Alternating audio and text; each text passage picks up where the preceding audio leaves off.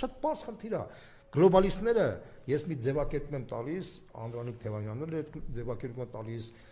բանը Վրաստանի ղեկավար Իվանիշվիլին էլ բանը տալիս, դա